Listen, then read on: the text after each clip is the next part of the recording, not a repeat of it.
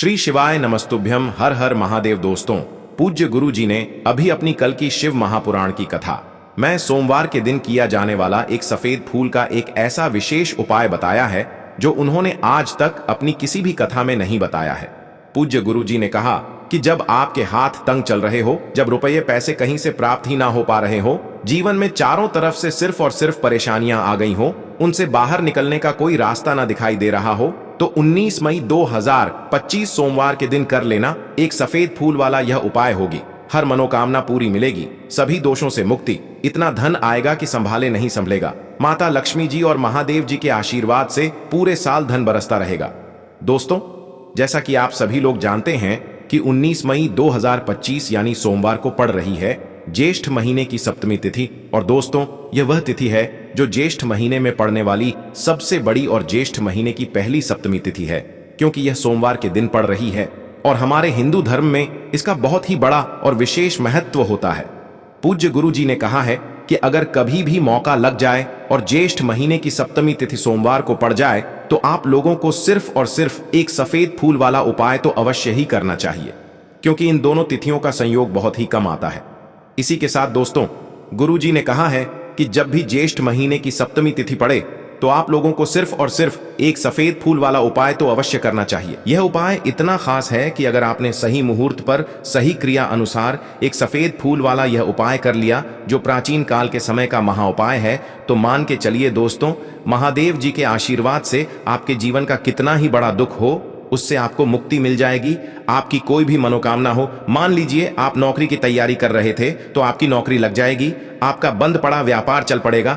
और दोस्तों, आप जिस बीमारी से आप बहुत दिनों से परेशान थे, उस बीमारी से आपको मुक्ति मिल जाएगी। आपके जीवन में धन आना शुरू हो जाएगा, आपके जीवन में धन आने के नए नए रास्ते खुल जाएंगे। और मान के चलिए दोस्तों, फिर आपको किसी भी प्रकार की परेशानी का सामना नहीं करना पड़ेगा। इसीलिए दोस्तों, 19 मई सोमवार सप्तमी के दिन आप लोगों को इस वाले उपाय को जरूर कर लेना है। भले ही आपने पूरे साल भर इस उपाय को ना किया हो, पर अगर आपने इस ज्येष्ठ महीने में पड़ने वाली सप्तमी के दिन अगर इस वाले उपाय को कर लिया तो आपको इस उपाय को करने का वह फल मिलेगा जिसकी आपने कभी कल्पना भी नहीं करी होगी। इसीलिए आप लोग इस गेहूं वाले उपाय को एक बार जरूर कर लेना, ताकि आप लोगों के हाथ से यह मौका न जा सके और आपको इस उपाय को करने का फल मिल सके।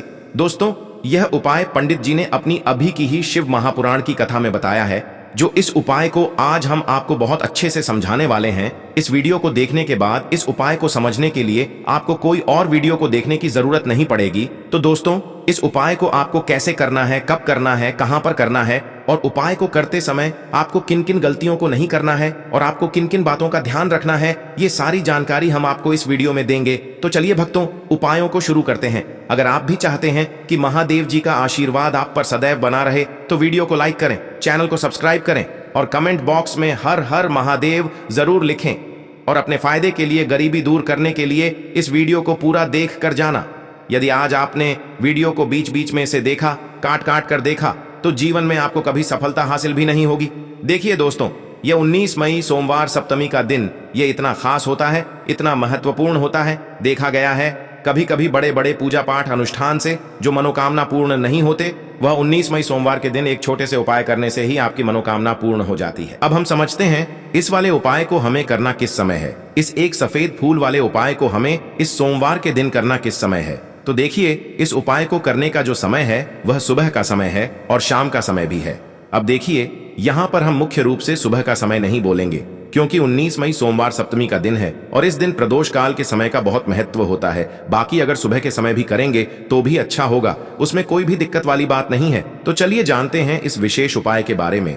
लेकिन उससे पहले एक प्रार्थना, अगर आप इस चैनल पर नए हैं तो आप इस वीडियो को लाइक करें, चैनल को सब्सक्राइब करें और कमेंट बॉक्स में आप अपनी राशि या अपना नाम जरूर डाल दें, क्योंकि हम राशि से जुड़ा भाग्य भी बताते हैं और भाग्य में चल रही परेशानियों को दूर करने के लिए वह आसान से आसान उपाय भी बताते हैं।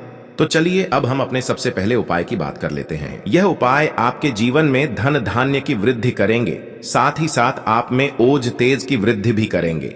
अगर आप अपने व्यापार में या नौकरी में किसी कारणवश अगर रुके हुए हैं, आपको सफलता प्राप्त नहीं हो पा रही है, तो आप सफल भी होंगे और साथ ही साथ आपकी सारी समस्याओं और संकटों का अंत भी होने वाला है।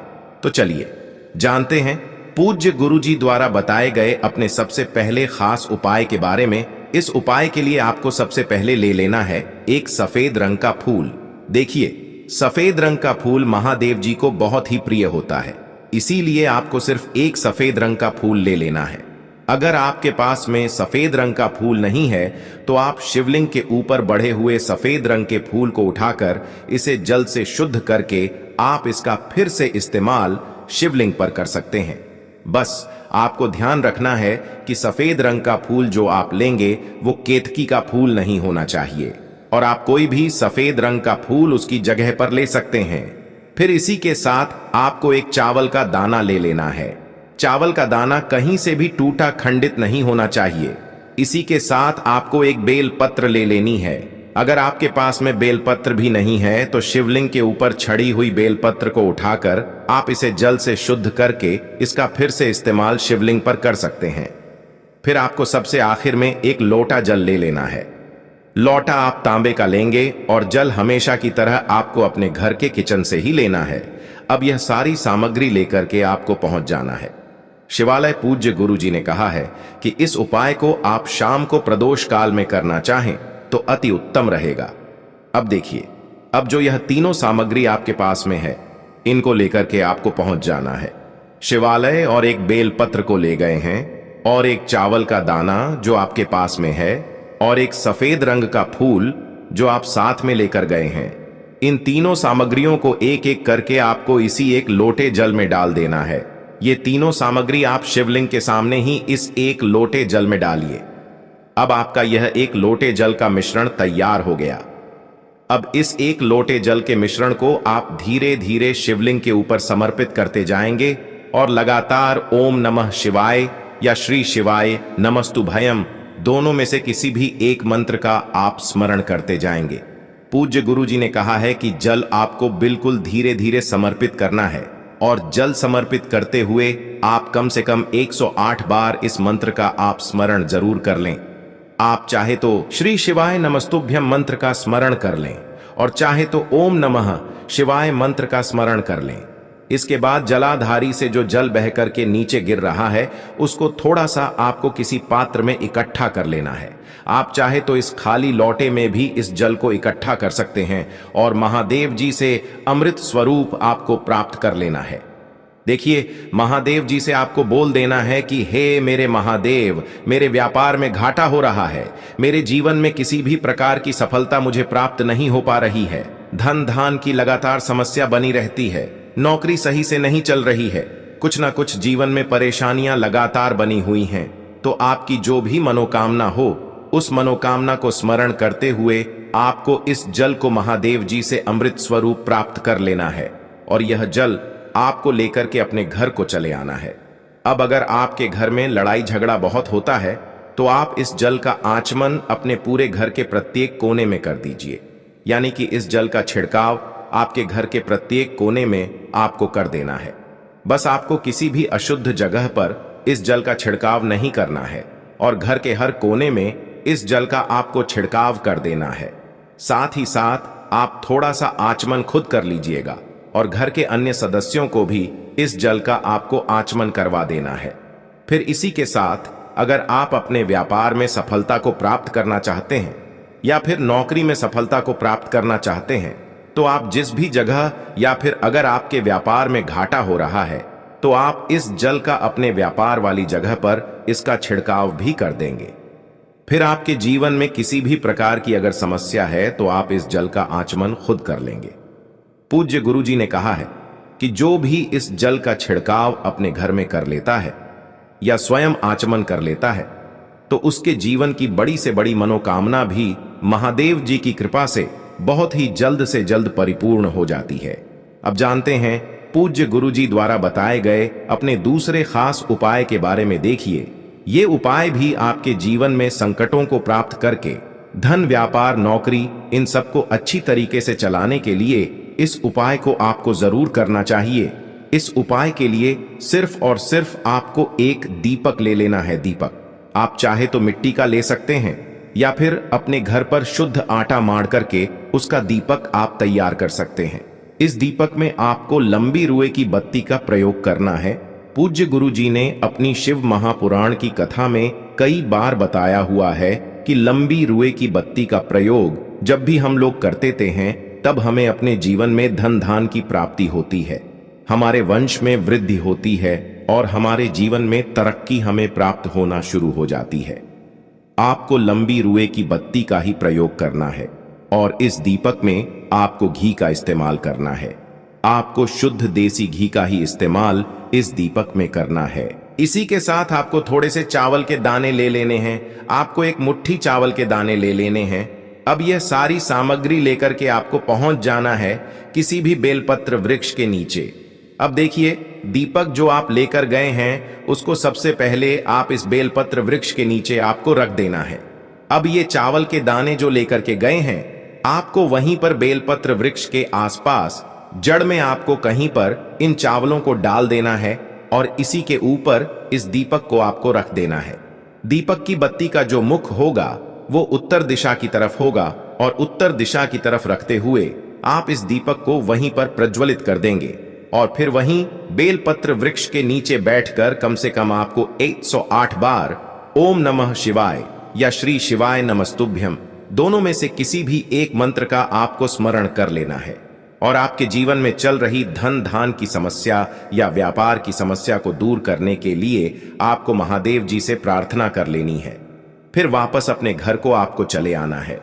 पूज्य गुरु जी ने कहा है कि जो भी व्यक्ति इस उपाय को लगातार 5 सोमवार आपको करना पड़ेगा तभी आपको इस कार्य में सफलता प्राप्त होना शुरू होगी। तो दोस्तों, अब जानते हैं पूज्य गुरु जी द्वारा बताए गए अपने सबसे आखिरी उपाय के बारे में जो आपके जीवन की सारी समस्याओं को समाप्त करने के लिए, धन की अगर समस्या है तो उसको समाप्त करेगा, व्यापार में अगर कोई समस्या है तो उसको समाप्त करेगा, नौकरी अगर आपको नहीं मिल पा रही है तो उस समस्या से भी आपको मुक्ति मिलेगी, या फिर आप अपने जीवन में ओज तेज की वृद्धि करना चाहते हैं तो यह उपाय आपके लिए बहुत ही विशेष सिद्ध होने वाला है। आपके जीवन की सारी समस्याओं का अंत करने के लिए इस उपाय को आप जरूर करिएगा। इस उपाय के लिए भी आपको एक लोटे जल की जरूरत पड़ेगी। एक लोटा जल आप ले लीजिएगा। लोटा आप तांबे का लीजिएगा और जल हमेशा की तरह आपको अपने घर के किचन से ही लेना है। फिर इसी के साथ आपको एक हरा साबुत मूंग का दाना ले लेना है। हरा साबुत मूंग का दाना जो होता है, जो खड़ा मूंग कहलाता है, वो आपको एक दाना ले लेना है। फिर इसी के साथ आपको एक चावल का दाना भी ले लेना है। चावल का दाना यानी कि अक्षर। फिर सबसे आखिर में आपको थोड़ा सा गुड़ ले लेना है। गुड़ आप 1 टुकड़ा या 2 टुकड़ा ले सकते हैं। अब ये सारी सामग्री लेकर के आपको पहुंच जाना है शिवालय। इस उपाय को भी आप शाम को प्रदोष काल में या उसके बाद किसी भी समय कर सकते हैं। शिवालय पहुंचने के बाद अब यह सारी सामग्री लेकर के, यानी कि एक गुड़ का टुकड़ा, एक हरा मूंग और एक चावल का दाना, इन सारी सामग्रियों को इस एक लोटे जल में आपको मिला लेना है। अब यह एक लोटे जल का जो मिश्रण तैयार हो गया है, अब शिवलिंग के सामने आपको बैठ जाना है और महादेव जी से अपनी समस्या को दूर करने के लिए सबसे पहले आपको प्रार्थना कर लेनी है। अगर आप धन धान की समस्या को दूर करना चाहते हैं तो उसके लिए प्रार्थना कर लीजिए। व्यापार की समस्या है, नौकरी की समस्या है, या घर में आपके गृह क्लेश या लड़ाई झगड़ा बहुत होता रहता है, तो उसको दूर करने की जो भी समस्या है उसको महादेव जी से एक एक करके आपको कह देना है।